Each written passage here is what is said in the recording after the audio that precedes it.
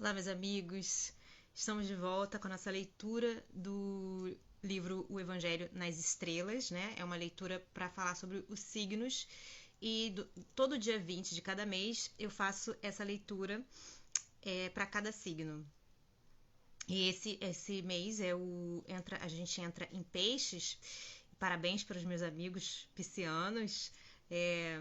E a gente está usando o Evangelho nas Estrelas do autor J.A. Seis. Ele tem uma visão muito interessante sobre utilizar o Evangelho para falar sobre os signos do zodíaco e também em relação com as constelações. Então vou dividir essa leitura, né, em três partes, porque ele também fala sobre as constelações que estão em relação aos decanatos do signo de Peixes. 3 ou 4 leituras, vamos fazer assim, né? Então ele começa assim: os peixes místicos.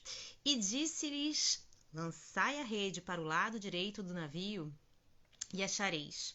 Eles lançam, portanto, e agora eles não foram capazes de desenhá-lo para a multidão de peixes. João 21:6. Nosso bendito Salvador, ensinando por atos, bem como palavras, ele deu parábolas em ações, bem como em histórias e descrições. Todas as suas obras de admiração eram alegorias vivas, imagens e profecias encarnadas em formas visíveis e fatos tangíveis. Isso é particularmente verdadeiro no caso do milagre a que o texto se refere. Foi uma coisa sobrenatural para provar o poder divino daquele por quem foi operado. Mas seu principal significado reside em seu caráter simbólico, como uma ilustração daquela captura de homens pela pregação do Evangelho, para a qual os apóstolos foram chamados e ordenados. E aí ele fala sobre a pesca apostólica. No início de seu ministério, vendo Pedro e André lançando uma rede ao mar, ele disse-lhes: siga-me, e eu farei de vocês pescadores de homens, né? Isto é, ministros da palavra, que pela exposição da verdade foram para lançar a grande rede evangélica no mar do mundo e envolver as pessoas como crentes cristãos e membros da igreja. Então, ele também disse: o reino dos céus é semelhante a uma rede que foi lançada ao mar e recolhida por todos e recolhendo todos os tipos que, quando estava cheia, né, elas puxam para a praia e sentaram-se e juntaram os bons em vasos, mas lançaram os maus longe. Assim, da mesma forma, quando ele ordenou a Pedro que se lançasse ao fundo e lançasse as redes para um calado, o que resultou na captura de tal multidão de peixes que as redes se quebram no sorteio e 2 barcos foram carregados até o ponto de afundamento com o produto, com o que estava lá dentro. Ele pretendia mostrar aos discípulos não apenas seu poder divino, mas uma imagem daquela pesca mística para a qual ele estava prestes a enviá-los, e que seria a obra de seus ministros em todas as idades. E o milagre diante de nós é uma imagem correspondente da mesma coisa, com esta diferença, que os outros exemplos referem-se à igreja nominal e visível, como parece a visão humana, abrangendo o bem e o mal para ser sortido no dia do julgamento, enquanto a referência aqui é para uma igreja interior, a verdadeira e invisível, a igreja como ela aparece aos olhos de Deus e que não inclui ninguém, mas os bons, os filhos genuínos da graça e da salvação, o definitivo número de verdadeiros santos. É, portanto, abundantemente estabelecido e claro que na igreja, que na simbologia das escrituras e nos ensinos de Cristo, a congregação daqueles que professam crer nele, isto é, a igreja, comparada a peixes encerrados numa rede de pescador. O mundo é comparado a um mar no qual os homens naturais andam sem controle, seguindo seus próprios gostos e impulsos, e não pertencendo a ninguém. Assim, o Evangelho é comparado a uma rede que os servos, ministradores do Senhor, espalham nas águas a fim de envolver e reunir os homens, para não destruí-los, não para destruí-los, mas para assegurá-los para Cristo, que eles podem ser mantidos por sua palavra e graça, e ser sua possessão peculiar, né? E quando eles estão assim protegidos, trazidos para dentro do cerco das influências e leis do Evangelho, como professores, seguidores de Cristo e formados em sua congregação, eles são seus peixes místicos, capturados por seu comando e direção e tornados sua peculiar propriedade. A aptidão da figura ninguém pode contestar, e o caráter escriturístico das imagens é fixo e estabelecido além de toda possibilidade de erro. O próprio Cristo faz dos peixes o símbolo de sua igreja. Mas como é a imagem nas escrituras, também encontramos nas figuras das constelações. A nova vida que surge da morte da cabra sacrificial ou da ovelha é na forma de um peixe grande e vigoroso. Aqueles que vêm para o aguadeiro celestial, né? o aquário celestial, a igreja é o intuito, o resultado e personificação mais importante da obra redentora e conquistando a semente da mulher, né? Então, temos um dos 12 signos do zodíaco especial, exclusivamente dedicado a ela. E é esse signo, o signo dos peixes, que agora vamos considerar. E aí ele fala sobre o sinal de peixes. Esta constelação é agora a primeira na ordem dos 12 signos do zodíaco, mas na ordem original, que nós temos seguido, né, é a sétima, né? A figura pela qual é representada consiste em dois peixes grandes, um com a cabeça em direção ao Polo Norte e outro paralelo à trajetória do Sol. Eles estão a alguma distância, mas estão ligados às duas pontas de uma longa faixa ou fita ondulada que é segurada pelo pé do carneiro no próximo signo seguinte. Os nomes deste signo em hebraico e árabe, como no grego e no latim, significam o mesmo em inglês, os peixes.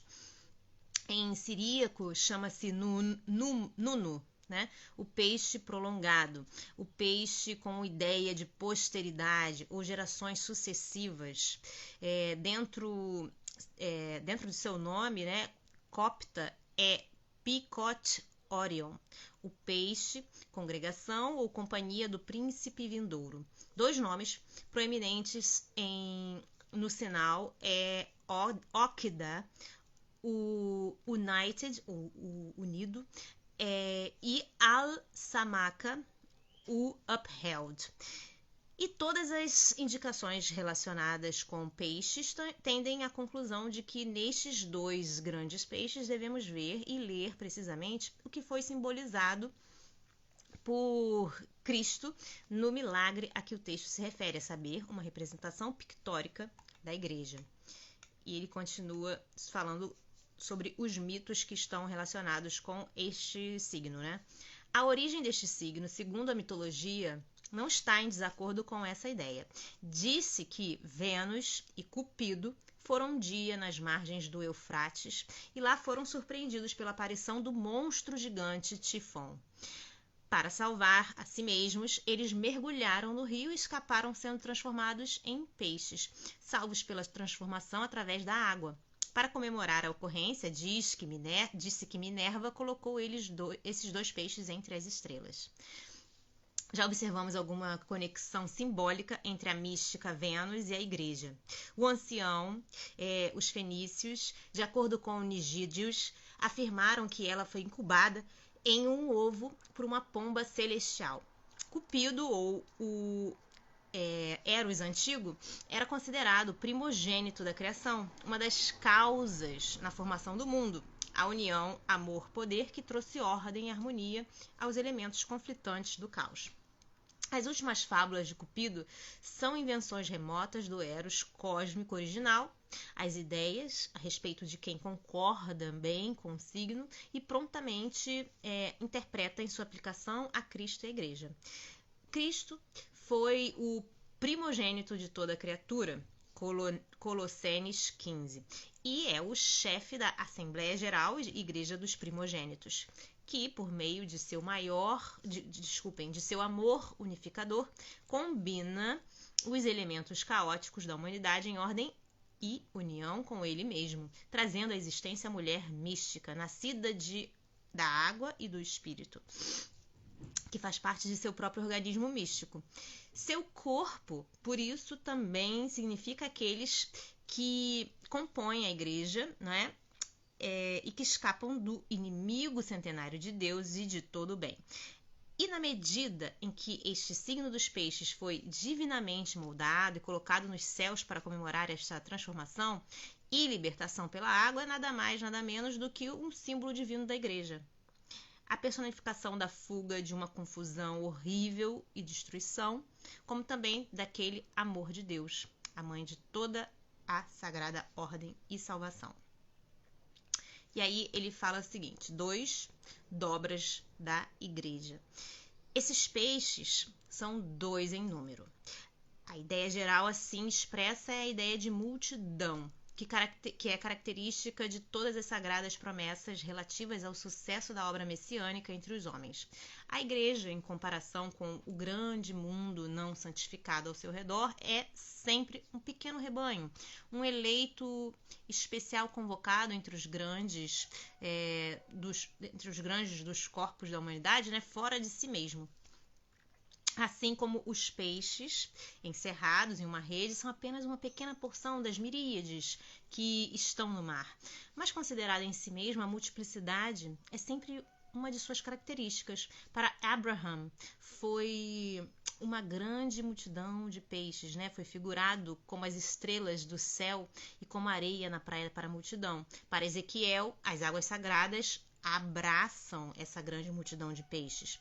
Cada lançamento simbólico da rede ao comando de Cristo exigiu uma grande multidão de peixes. O próprio nome carrega consigo a ideia de multidão.